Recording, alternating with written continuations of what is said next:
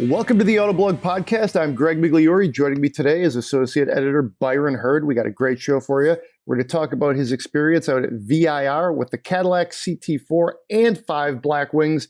Super excited to talk more about those. He's been driving the Galanda wagon in G63 form, so that's kind of cool. Always a good time to drive one of those. And we'll run through some news.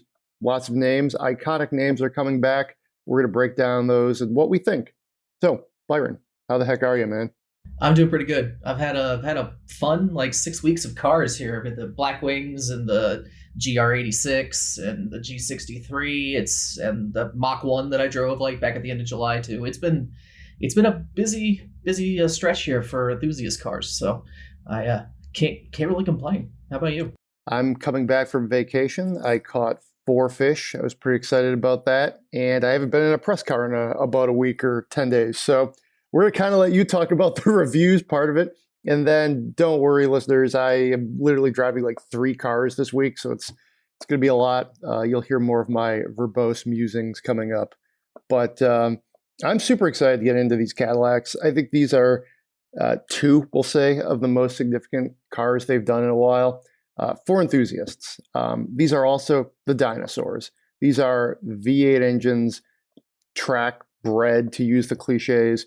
This is not really the future. The future is autonomous, it's connected, it's EVs, but that future is not here right now. And I think there's always going to be a future in some way for extreme performance, however that performance is there.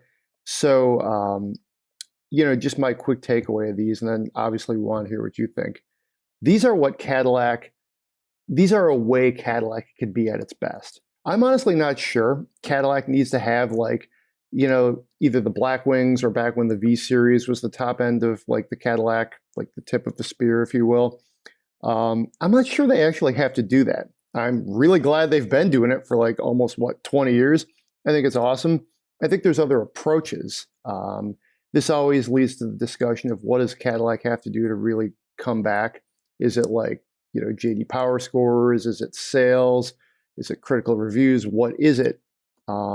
There's so many different ways to do it. And the secret sauce tends to be some sort of combination of Lexus sales volume with BMW and Mercedes, cachet, and then some sort of Audi coolness. Nobody really has the secret sauce. But it does seem like Cadillac has struggled to really get that mainstream "we're back" thing, as much as they say they're back. All that being said, they've really put out some awesome cars in the last 20 years for enthusiasts, especially sedans and even a couple of coupes. So, I probably wouldn't go with the Blackwing because I don't need that much performance. But CT4, CT5, to me, these are really, really nice sports sedans. And they would be on my short list as things I would definitely drive daily. So, why don't you take us through what the track experience was like, though? VIR is not nothing. Let's put it that way. It's one of the more challenging tracks out there. How do they handle when you're really, really pushing them? I was very impressed. Obviously, I was impressed enough that I've actually ordered a CT4-V Blackwing of my own. It's been a while since I've gotten behind the wheel of a car and felt so immediately like it perfectly fit me. And it was just a combination of everything kind of falling exactly where it should be in the cabin, the just wonderful feel for the manual transmission, and the fact that they actually went out of their way to make it a livable vehicle. It's the kind of car that you can drive every day, that you can also take to the track and expect great things from. And they really did prove it by setting us up at VIR, because like you said, that's an intimidating track, especially for a first timer. It was actually the first track I ever drove on in any car, long before I was doing any of this. That's an aggressive baptism, if you will. Yeah, well, and I was driving my Mazda 6. It wasn't even a speed 6. It was a legit V6 5-speed 5-door family sedan. I stuck some summer tires on it and went on out for an instructed track day, and that's kind of what got me hooked on this whole thing. So going back out there was fun. They had us on the full course with the chicane added on the back straight, just to kind of keep top speeds down back there, especially because with the newer folks who hadn't been out to that track, there's a there's a really nasty drop off there, what they call the roller coaster, which comes down from the back straight and it kind of falls away from you, goes in the wrong direction. And if you go off there, you end up in the woods, and that's not fun. So they wanted to make sure we weren't, knocking on 155 miles an hour going down that straight, knowing that half the people there had no clue what was coming next. So that said, was very impressed by both Blackwings. And CT4-V has the twin turbo 6, makes 472 or 473 horsepower. The big boy, the CT5-V Blackwing, has a 668 horsepower supercharged V8. So they're very different cars. And surprisingly, most of the differentiation in character really comes from the powertrains, because there's not a really significant size difference between the two of them. And they're both this has always been a problem for Cadillac with sedans. Their cars are never the same size as the cars they claim they're competing with. They're always a little bigger, a little smaller, or just like weirdly out of the segment for some reason. And that continues with these. The CT4 is basically the size of a compact in the classic sense European luxury car. So BMW 3 Series, Mercedes C-Class, Audi A4. But pricing wise, and also in terms of interior volume, because it's a rear wheel drive chassis, they compete with the subcompact class. So you're going after the BMW 2 Series and the Audi A3 and the Mercedes A variants. So for value, you're getting a little bit more car with these, but they are a little bigger than everything else you're going to compare them to based on price.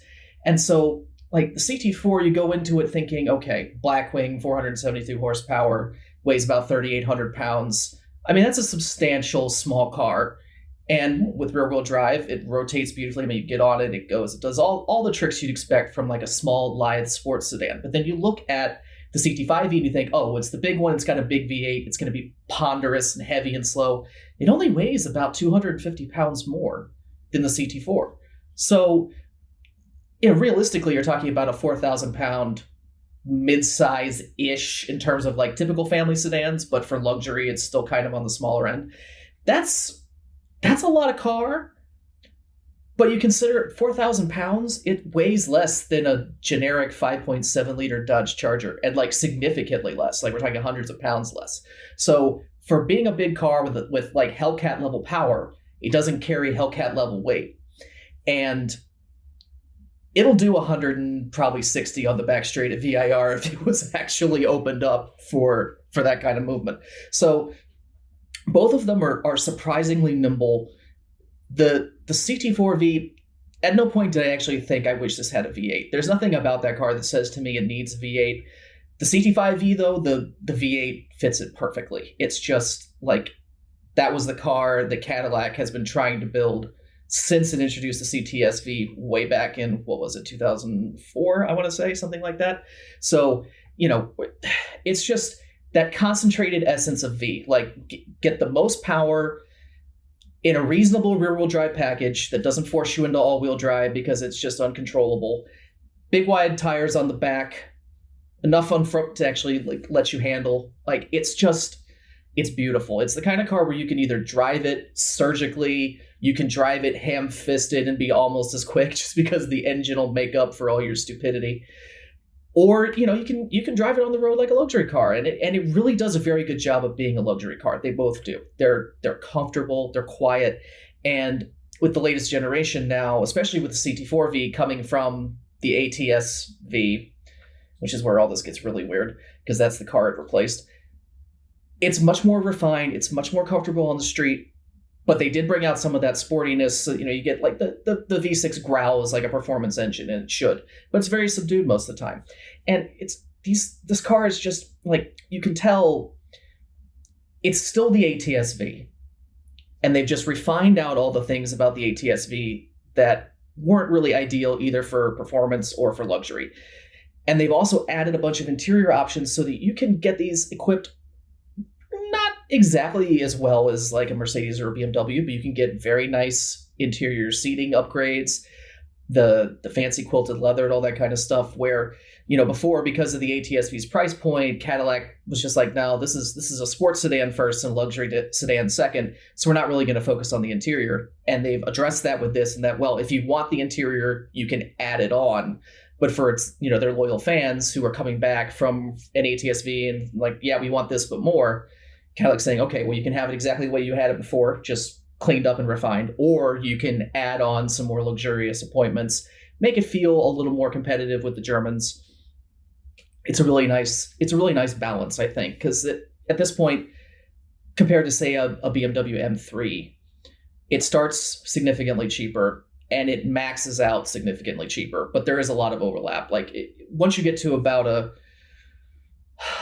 mid content on the CT4-V Blackwing, that's where you hit the starting price of a BMW M3. And you're getting just as much performance from the from the CT4-V, if not more. You're getting, the same kind of character. It's not just a numbers car. It's a car that generally feels good to drive.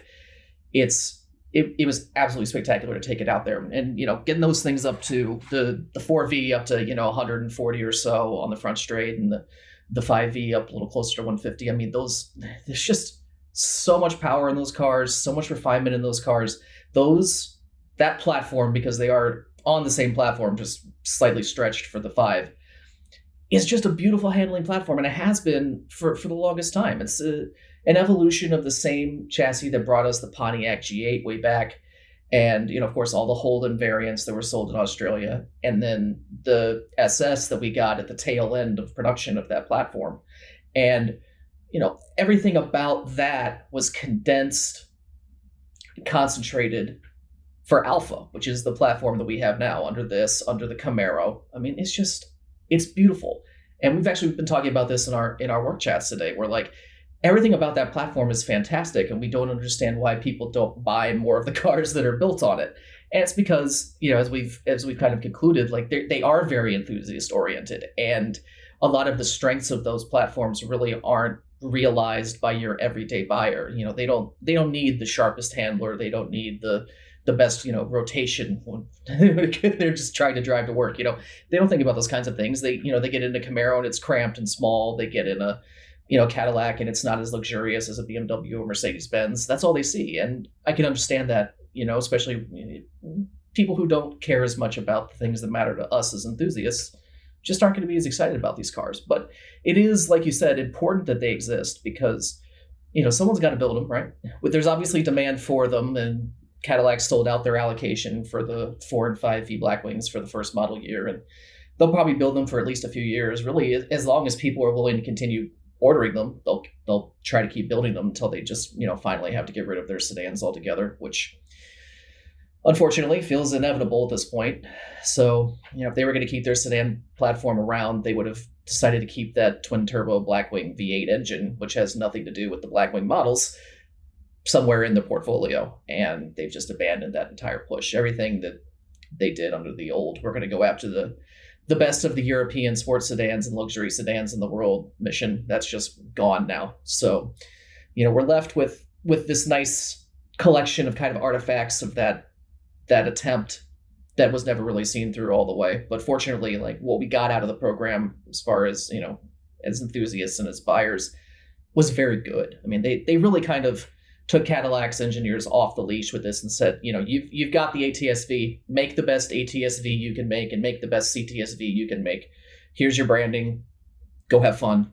And they did a really amazing job. And especially for more hardcore folks like me who are probably going to autocross and track these cars, they come with little baby trunk kits. So like the idea is like they'll come with little parts and stuff like that you can install just for going to the track that will improve brake cooling or revise the aerodynamics ever so slightly under the body. So they're detrimental for fuel economy and for other reasons too. Like some of I think the brake ducting they offer for the 4V Blackwing will actually collect stones. If you just drive it on the street, it'll collect a lot of gravel and you'll have to remove the parts and shake them off. So, you don't want to leave those on the car all the time. It's really just a track thing. But little touches like that you don't get, especially from American manufacturers. I mean, apart from really special cars like the Demon, which had its, infamous trunk kit, it's not something you see. It's something you read about on like, old Mercedes 16 valves and BMW M cars from like the late 80s and early 90s when, it's like, well, this stuff isn't approved for the street, but we'll stick it in the trunk for you and you can do what you want with it. It's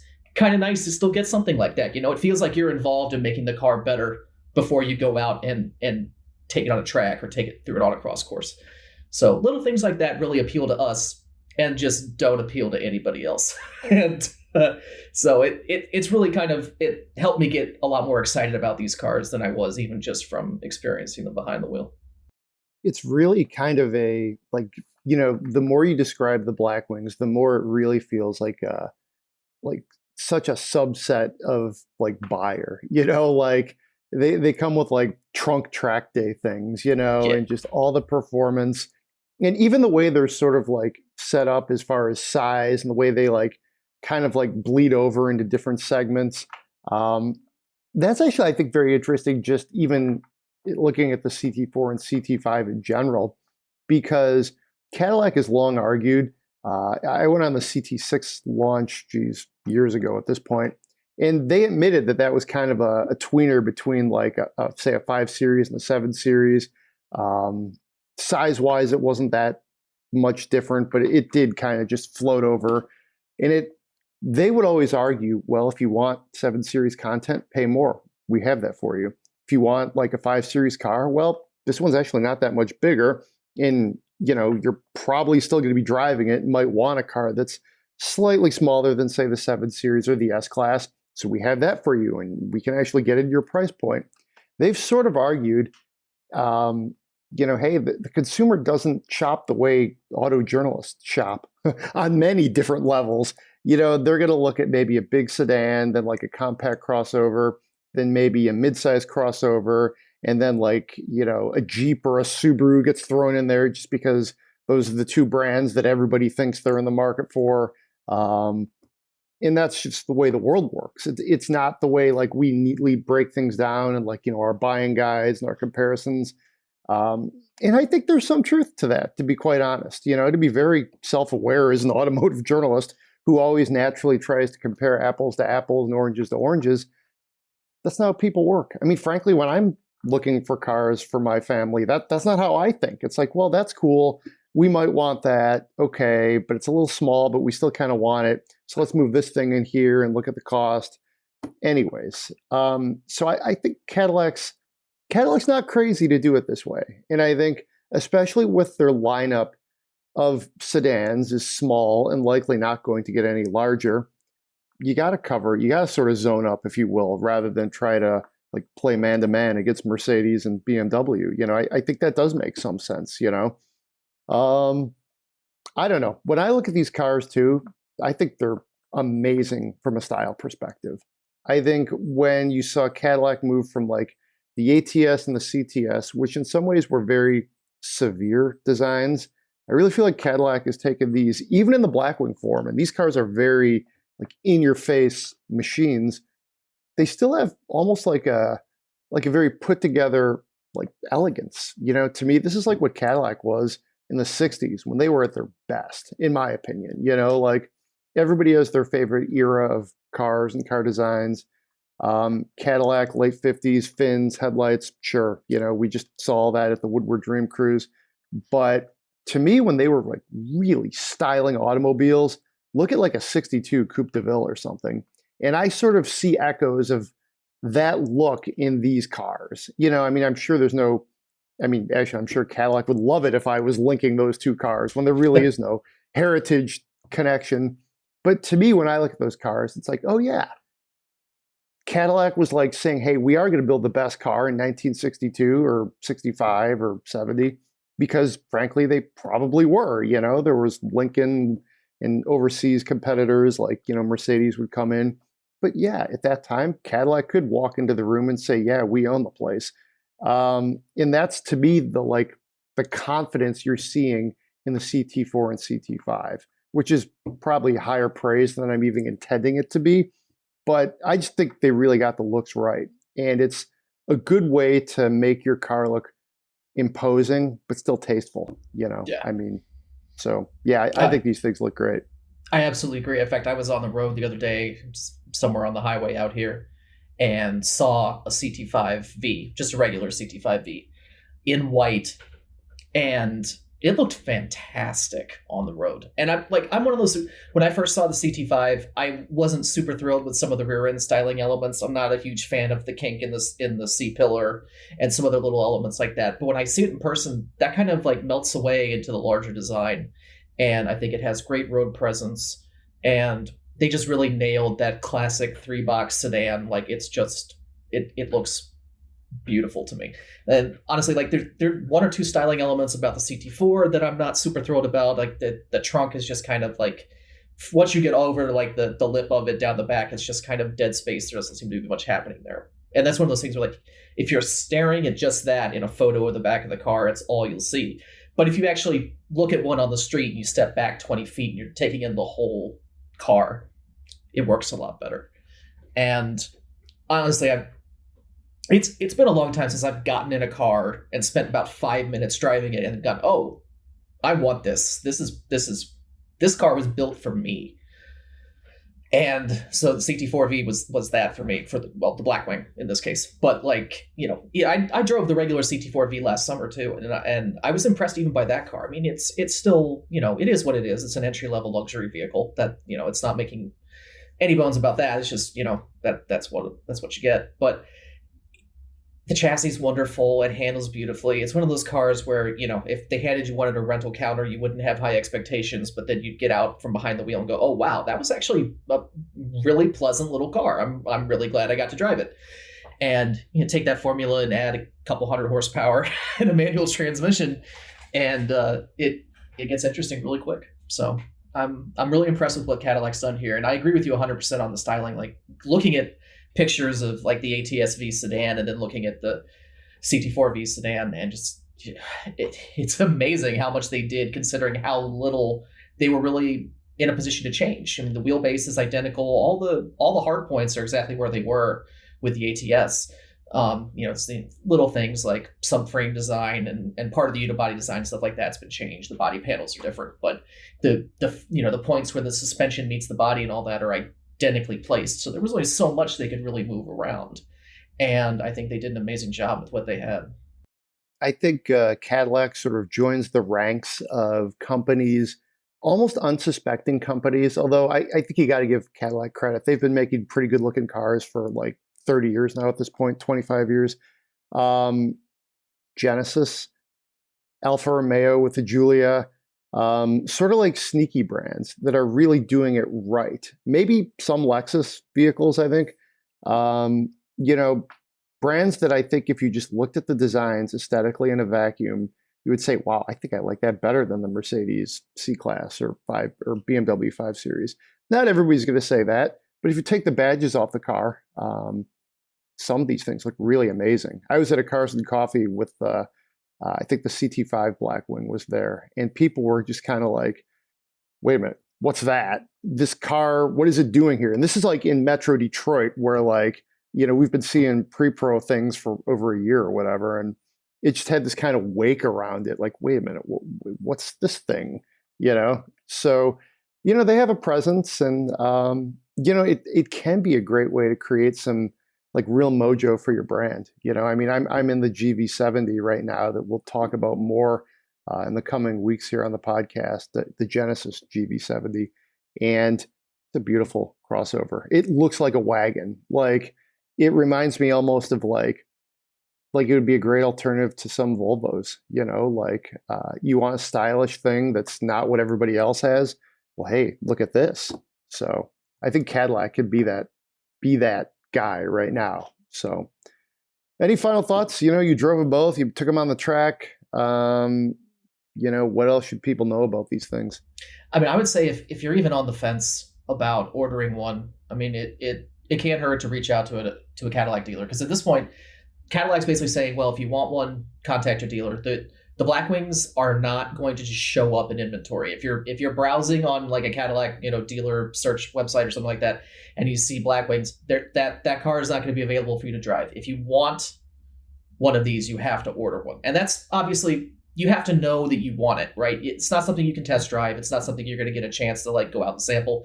If you have a friend who has an older CTS or ATS-V, maybe try those out. But if you already know you're a fan of the formula, if you're an existing like ATS owner or older CTS owner, and you look at these and you go, okay, on paper, that looks like the car for me. I'm telling you right now, if you're leaning in that direction, the answer is yes, it is the car for you. Like, it is exactly what it looks like. And theoretically, because it's a sedan, in most cases, you can actually go into a dealer and they will actually sell you one of these at MSRP. It's not the horrendous markup situation that you're getting from a lot of other places. And part of the reason why is because they're sold order only. And these, the dealers aren't just getting them in, sticking on the lots and throwing a $20,000 market value markup on them. They can't, because they're not coming in that way. So if you go to the Cadillac forums, you can find lists of dealerships that are known not to be attempting to charge markup on orders, so you can make sure you're actually paying what you think you're paying when you put your order in. There's a lot of enthusiast support out there for these cars, so if you want to ask about quirks or anything of the existing models and see what maybe might have changed for the new ones, there are plenty of people out there who are more than willing to talk about these things. It's a very vocal and engaged enthusiast base, and normally that's actually kind of a turnoff for me. The car community is sometimes the worst part about owning a particular car. But I'm looking forward to seeing how this group shakes out. It's going to be a new experience for me, especially in the GM camp, because that's, I've owned some Fords, I've owned some Mopars, but this will be my first GM vehicle. And it's going to be interesting to see what the community feels like once I actually get a chance to surround myself with it. All right. Now, I don't know if you've ever been a member of the Mercedes community, but you spent some time in the G63 recently. Very odd. I don't know if this is just how the fleet schedule works, but in multiple Augusts, I've driven a G-Class. Like, I can remember it. It sticks out. Like, usually it like runs right into like Labor Day weekend. It's pure coincidence, I guess. Or maybe it's just that's how it comes. A G-Class hits the fleet and they're like, Greg, do you want this? But anyways, you got it this time. So lucky you. And you went off-roading with it. So what? That's the first time in a while anybody's actually done that in Autoblog anyway. Yeah, so it's interesting. That's great. And Mercedes was very excited about that idea too, because I got word from our fleet manager Zach that we had this coming in. He was like, "This has the AMG trail package on it. Would you like to take it off road?" And of course, someone makes that offer to me, and I say yes. That's how that works. So it was delivered, and I realized it's still an AMG, which means it still has those ridiculous side pipes that hang off underneath the running boards. So I'm thinking, okay, this has the trail package on it, so it has the upgraded skid plates and it has all-terrain tires, like legit all-terrain tires. But it still has 20-inch wheels and it has these ridiculous exhaust pipes hanging off under both sides of the car, right? Just beneath, literally poking out from underneath the running boards. Fortunately, they're way at the back, just in front of the rear wheels on the car. So they're not really at that kind of like primo high center point there where your breakover angle really matters the most, right there in the middle of the car. But I'm thinking, you know what? If I take this on boulders, if I take this on big rocks, if I'm lucky, I'm only going to bend these things. And if I'm unlucky, I'm going to rip one off. So I went into this thinking, okay, this is going to be a limited experience. We're probably not going to be able to do a whole lot with it, especially because I didn't have anyone to spot with me. I was doing this solo. It's easier when you have someone else who can tell you, hey, stop, you're about to rip that off. Turn around, you can't do this. But doing it by myself, it was a little more complicated. So I went out to Hollyoaks RV Park, which for anyone in southeastern Michigan, and if you have a 4x4, you should absolutely go there. It's a great, cheap, fun way to spend an afternoon. Went out there, wandered around a little bit, looking at all the different obstacles, and finally realized, wait, this is an AMG. Why am I looking for things to do slowly when I should be looking for things to do quickly? Hollyoaks has this wonderful little like racetrack set up there where it's, to a one-way section. It's nice and wide. It's designed for mostly for dirt bike guys to get out there and, do their thing.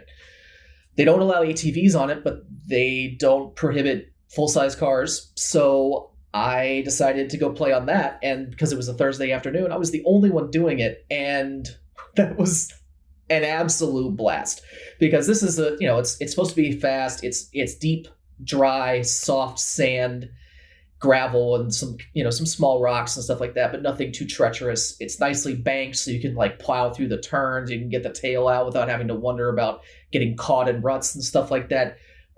Okay, so I get this car now. Like, at first it was just, here's this big, obnoxious $176,000 Mercedes SUV that I'm terrified I'm going to break the first time I go over an obstacle wrong, to literally catching air off these jumps on this race course because, it's a 577 horsepower twin turbo V8. It's a lot of truck, and it's fast and loud and stupid, and I had an absolute blast with it. So it was one of those stories where I was, skeptical at first, but it really won me over because I just, I found the thing it's good at and let it show how good it is. So got some video of that'll be coming up with the review we're going to run probably by the time this is posted. So look for that.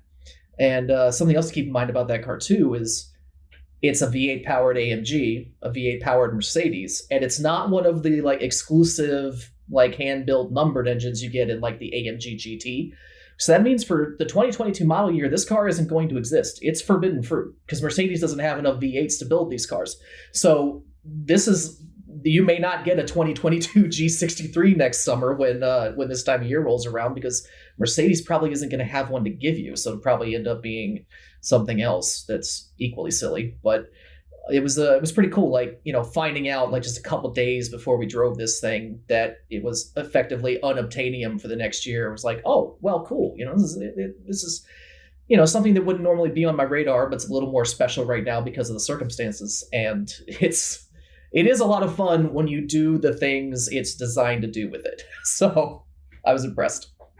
I really enjoyed that element of off-roading, almost like the Baja thing where you're going to open it up, just have some fun with it. There's room to play.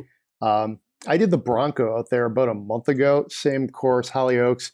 I don't think we did that. I'm pretty sure we didn't, or if we did, it was more of like an abbreviated thing. We didn't really open it up because they wanted us to like show you how you could drive straight up a vertical wall in the Bronco versus, let's see what the V6 and Turbo 4 can do. But that sounds awesome. And I mean, when you look at just like the luxury status, the idea of what an expensive off-road SUV can look like, roll up in a Benz, like the G-Class says it all. I mean, G63, sure, go with the V8. That's fine. I mean, that's all you need. But Mercedes can obviously sell you some other things. Let's put it that way. But I think, the last time I drove a G-Class, I was impressed that they had managed to translate the idea of what a G-Class is with some semblance of a modern vehicle. The ones I drove on, Labor Days of yore were definitely more like get going, the steering is really going to make you work. Sometimes you might feel like you're going to tip over. So I like that they, to me, it was not, hey, we're going to soften it or dumb it down or water it down. It was like, no, we're going to make this a little bit better for you. You don't really want some of these things here. You're driving like a 78 Land Cruiser. That's not what people want anymore. So yeah, I mean, they're awesome luxury goods, and I think they're also amazing off-roaders. So it's good that you were able to sort of prove that out. And yeah, man, if you're listening to this, you're in Southeast Michigan, check out Hollyoaks. I had a great time there. It's actually like a county park. I was reading the website, and they like were rationalizing. This is something you would only see in Michigan and maybe some other areas. We're like, no, we need to make this off-road park for our citizens. Like, this is your tax dollars at work. And it's like, I'm thinking to myself, hell yeah, this is where I want my tax dollars to go. Let's build more things for car enthusiasts to do. But it's a lot of fun. It really is. It absolutely is. And on top of that, so because it is a park, all the off-road requirements for it and Silver Lake Dunes way over on Lake Michigan are virtually identical. You need the same whip flag. You need the same ORV stickers. And since the last time I've talked about Hollyoaks on this podcast, they have now made it possible for you to buy the sticker permits you need on site. So you don't have to come prepared with those. You can just show up. So, I mean, you're talking like, I think it was about $36, $37 or something like that for the stickers for the year, because that's part of the recreation passport type stuff. Mm-hmm. And then, so, you can use those again and again and again. And then there's a $15 fee to show up. And I mean, that's an absolute bargain for the amount of fun you get to have out there. Even if you only spend an hour there, it's worth it. Oh yeah, definitely. It makes me think the next time I get something with 4-wheel drive, I should find my way out there. Maybe not the Genesis GV70, but maybe, it's, you know. I mean, Nissan made us drive the Pathfinder there, right? So Oh, that's right. Yeah, I think the last time we were on the podcast together, we were talking about that, and I just drove that on the roads, but they really try to make you think that's a real Pathfinder in the meat and potatoes way they have sort of been at times. But yeah, sure, okay, I kind of buy that. A little bit of marketing, but Pathfinder, sure. Yeah. How about we talk some news? All right. All right. So this is sort of like the return of the segment. We've got 4 different cars that are coming back in some form. We already spoke about the Countach a couple of weeks ago. We know it's coming back. We've now seen it. I'll throw it over to you. Just thumbs up, thumbs down. Where do you land on this? It's a thumbs up for me. I mean, knowing that car is basically just an Aventador with an overhauled powertrain and some new body panels doesn't turn me off at all, because I actually think they did a pretty good job with the nostalgic styling elements that they really needed to nail in order to feel like a Countach. And I mean, I have nothing bad to say about the Aventador. So if those are the underpinnings, and we're getting this fancy new kind of hybrid-ish Lamborghini powertrain with it to boot, that sounds like a winner to me. I'm pretty stoked about that one. Same. I think. Lamborghini is, yes, they're owned by Volkswagen Group, but this is not a major sprawling empire automaker. They gotta work with what they have. So yeah, naturally you're going to use some of the bones to make something different. I would have liked to see the retro styling go slightly farther, but that's probably more like putting maybe even too fine a point on it, because this is pretty retro. I think it looks great. They got the shape right. They even try to do some of the taillights and headlights. Even the wheels sort of hark back to some of the looks of older Countaches. So I think that's kind of a neat, way to create the idea of something and then, sort of make it reality. So yeah, I'm gonna give thumbs up on this one. Limited run. In some ways, the only thing the one quibble I will have is this doesn't sound like they're going to run this for very long. It's like a fairly limited run. So to me, this isn't going to be so much the return of the Countach as it's more like a footnote. To me, this is going to fall closer into the Alfa Romeo 8C from 10, 12 years ago. Yeah. Where, does anybody really remember that? No, but it nominally was an Alfa Romeo sold in America in 2008, something like that. But yeah, hey, it exists. I can't wait to see it on the lawn at Pebble at some point. Probably not at a Cars and Coffee, but you never know. Around here, I saw a Diablo a couple of weeks ago, and I did see a Countach. So there's at least one up in your neck of the woods. I was out there with what was I driving a few weeks back? I don't remember what it was. It was when I had the McLaren 720S. So back at the beginning of July, I was following a white Countach around your neck of the woods. That's awesome. So, that is, I feel like I've seen that car actually. I drove one in Miami about 5 years ago. Really amazing experience. So glad I can say I drove it. It was a lot of work to drive, because you're essentially picture laying 3/4 of the way on a futon while trying to steer like a tractor. And that's what it's like to drive this iconic sports car. I absolutely believe that. It's not easy, and yeah, but it's amazing, and they're beautiful cars. That whole wedge-shaped design from that time, from those places. I've been looking at DeLoreans. I've been looking at some of the Giugiaro and Bertoni designs from that time period, Lancias. It's just all of a sudden that time period, the rad period, is really starting to resonate with me in a way that it didn't previously. Maybe because I sort of lived through a good chunk of it. Yeah. And yeah, it was cool. Yeah, I had some Transformers and Hot Wheels that looked like that. But now that they go away, they weren't cool, or maybe they always were cool, I don't know. But now they're back, and they're these sort of I don't know, living ghosts in some ways that I think obviously hit a certain generation in a way that I think is going to live on for a while. So Yeah. obviously good idea to bring this name back. All right, let's move on to the Z car. You wrote a piece saying this is basically everything that we deserve and nothing more. So I think it's probably best to throw this over to you on this one too. But I mean, just real quick, another one that looks like they did what they needed to. Beautiful car. Another throwback to the rad wood era of design aesthetics. But I'm going to give this one a thumbs up right out of the gate and then kick it over to you.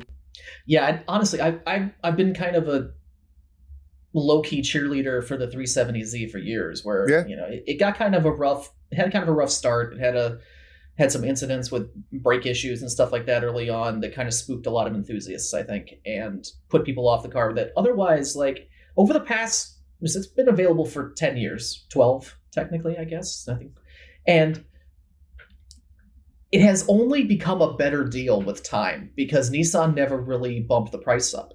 Like, you got the Nismo model, which made it a little more expensive if you were going for that kind of like halo, but the base of vehicle never really got that much more expensive. It still started at just under $30,000, even going into the final model year. And for a 330 horsepower rear-wheel drive coupe, that was a bargain, frankly, like right up to the end. So, at the beginning it wasn't, because you could still get, back then, you could buy a Mustang GT for like 27 grand or something. So prices have gone up a lot over the past decade when it comes to enthusiast cars. I mean, we've gone from, Mustangs with V8s being $25,000 after incentives to you're lucky if they're only 40. And over the course of that time, the Z price remained virtually stagnant. And it just became a better deal. The downside was it became a worse and worse car because Nissan never really did a whole lot to improve it. So it was, the stagnation in its price was matched with stagnation in its development because we never got a new infotainment system. We never got really any serious interior upgrades at all. The styling got some very light massaging here and there, but nothing ever really changed with it. So either you liked the formula and you were all in on it from the beginning, or you didn't and you weren't. So in this way, I think like the price has gone up 10 grand, give or take. They're saying to expect the Sport to start at about 40,000 versus 30,000 for the outgoing car. That's a lot. When you're talking about a 30+% increase in the base price, that's significant. And you're not getting 30% more car, but you are at least getting an updated modern interior. You are getting an engine that is more powerful off the bat and also theoretically could produce a lot more power with little additional aftermarket investment, if that's your thing. I mean, it's a Z car. I have the feeling that people are going to want to tune them. So if that's a consideration, you're going from a naturally aspirated engine that was kind of known for needing some pretty good upgrades before you started boosting it, to a pre-boosted engine that's probably good for, we've seen this engine do some pretty impressive things in other applications. So we know there's headroom there. So I'm optimistic about it. I'm with you. I love the styling. I think they did a knockout job with it. I mean, it's a very well-known platform at this point. Like we know what we're getting. And this is hopefully enough to keep it alive long enough that the nameplate stays relevant, because I have a feeling that if we ever see another Z, it's probably going to have to be a pure electric, which means this has to last long enough to cross that bridge, right? Like we got it, we're not going to get a plug-in Z. We're not going to get anything for the intermediate period. It's just going to be gasoline to electric most likely. So I think what we need to do next is kind of like keep an eye on the GTR and see what Nissan does at the very high end of performance. And then we'll see whatever they do with that, they'll probably trickle down to the next Z. So it's kind of where we want to put our eyes at this point. But for now, we at least get to look at this beautiful new Z, which I'm not going to complain about. I love it. Yeah, to me, this is a little bit like, it's like a bonus card, like it is, the chassis does carry over and it's not as maybe as all new and invigorated as people want. Also, who cares? It means you get the Z car for maybe 5 more years until we maybe see an all-electric Z. And this is a sports car. Whereas for, I think, at least a couple years, there was a thought they were going to like end this and then come back with something that was a crossover, an electric crossover. So I think, you actually get to enjoy your cake for a couple more years if you're a fan of this car. And looks good to me. I'm intrigued. I always, like you, I always kind of did really like the 350 and 370Z cars. I just, they were fun to drive. When I started out at Auto Week, we put, I think, the 370Z on the cover and the car itself was embargoed. It was sitting in the basement of our parking garage, and it was going to be revealed the next day at the LA Auto Show. And they were like, so yeah, you can drive it. I'm like, can I? And they're like, yeah, no, it's just don't write anything about it. Web guy, 20-something web guy, don't write anything about it because it's going to be on the cover next week, and nobody else has really seen it. I'm like, all right, this is cool. This is a cool job. So yeah, I'm with you. I think it definitely resonates. Let's shift over to the Acura Integra. I'm going to say TBD on this one. All we see is a teaser. The name goes way back. They haven't used it in a little while, but it was one of two cars they launched back in like 86 when they came here. So to me, it makes sense to kind of bring this piece of your past forward, play it forward, and try to make it like part of who you are now, because I think a lot of true blue Acura people want to think that they could drive an Integra. So, for me, it's like a TBD. We'll see. We don't know very much about this. So in some ways, it's not really fair to throw judgment at it either way. But I'm just going to kind of take a wait and see here, punt the ball, and see what happens next. Yeah, I feel the same way. And it's one of those where the name gives me hope, and virtually everybody on staff wants this to do well. They love the idea of Integra coming back, and they want whatever the end product is to be fantastic because they want it to do justice to the Integra nameplate. And I'm 100% here for that. I hope, as much as I wanted to just be the Integra again, because I would love to drive one of those again, I would also like to see Acura do something with this car. I would like to see electrification play a part. I would like to see a hint at what the future of Acura looks like from this vehicle, because otherwise I'm worried that it'll end up being like Z or like Countach, where it'll just be like a little dash of fan service before they get to what they're really doing next, which is ironic considering I just spent money on that exact formula. But the idea is, I don't want all these things to just fade out. I would love to see. We've seen sport compacts with hybridization from Honda before. The CRZ was weird at its time, but now I think would be a lot more widely accepted, and they could also do a lot more with it now. So something like that, where they, maybe throw in a little an electric based all-wheel drive or something like that, just to kind of show us which way they're going with their performance vehicles, kind of like a baby NSX with a tiny engine, and it drives the front wheels most of the time instead of the rear ones, something like that. Give us a taste of all this trickle down all-wheel drive and hybrid technology that you've been working on in NSX, and give it a package that's more accessible, and stick a name on it that people recognize. I feel like that's a winning formula. But I mean, it's probably going to be a sedan or a coupe, and I'm worried that's going to doom it ultimately. So mixed feelings. I'm with you. Wait and see. High hopes, but low expectations. We'll say it that way. To be fair, the sedan and coupe, the death of those two segments, some companies are doing okay with them. So sure. Part of me thinks that, the silhouette of this car could be interesting. If it does look like, say, the Genesis GV70 that's in my driveway and looks almost like a sporty wagon. It's, the way its proportions laid out, maybe you could get away with something like that. If it's performance enough and if it's good looking enough. The problem is then you roll out the name and you're putting the weight of history on it, and people are like, well, this isn't what I remember. Or you go like the Chevy Blazer route, which is a great example of something that's selling pretty well, looks pretty good. It's not what people think of as the Blazer. But if you're Chevy and you're like, we need a good name for our midsize-ish crossover, what's out there? Chevy Blazer. Let's go with that. You say whatever. Enthusiasts, people who remember boxy SUVs from the 70s, 80s, 90s, see ya. This is going to sell, and you count your money. And that makes sense to me too. So, yeah. We mentioned the NSX. This is a little bit of a surprise, actually. An Acura executive kind of mentioned, hey, we are going to do a third gen, which frankly, very surprised by that. So, okay, great. He said this is an interview to The Drive and Motor Trend. Should have talked to Autoblog, right? But I don't know. I think this makes sense. Actually, you know what? I don't think this makes sense. Thinking out loud. I think they could probably put this on the back burner for a little bit, then come back. That being said, I'm Great. Awesome. Thank you. This makes a lot of sense for an enthusiast community. And from Acura's brand perspective, they do try to cultivate like themselves as an enthusiast brand. They're involved in racing. You know, the NSX, hands down, one of the most iconic cars of the 90s and early 2000s. They brought it back. They did a credible job. Maybe not an incredible job, but they did do a very credible job with it. It won a number of or received favorable reviews. Let's put it that way. So I think it's a good move that they're going to do it. As I talk in circles, I'm going to contradict myself and say, actually, hell yeah, let's get the NSX again. Yeah, I'm with you there. Like I think it's a good opportunity for them to really show us what they want to do with their future cars and what they think the future of performance is for their brand, which is what they did with the current NSX. And it's honestly kind of a shame that it didn't sell better than it did.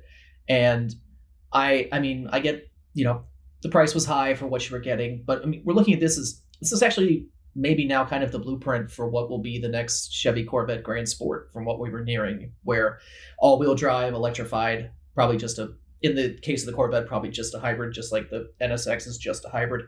But it opens the door for plug-ins and full-blown electric vehicles down the road. And I think that's kind of the bridge that Acura was trying to cross with it, where they're saying, okay, well, we can do this at the high end and we'll sell it for a lot of money. We won't sell a lot of them, but at least it'll show people what we're capable of doing and what we want to do going forward.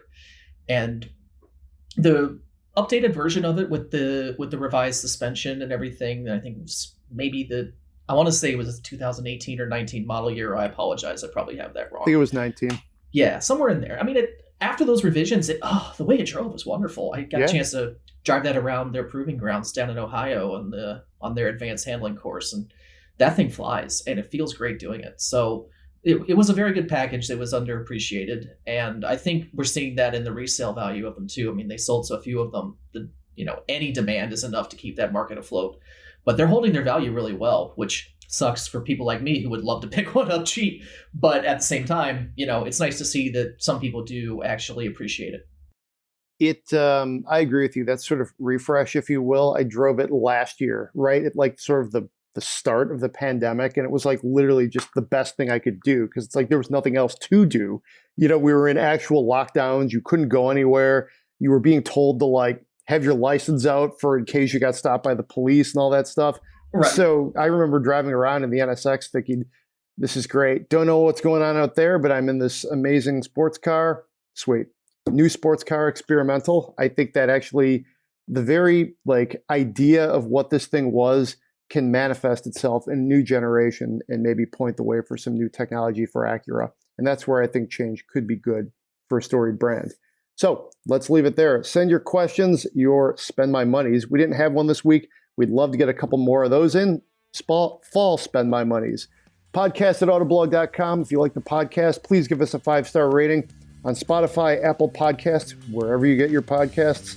Byron, have a great weekend. We'll see you next week when college football kicks off.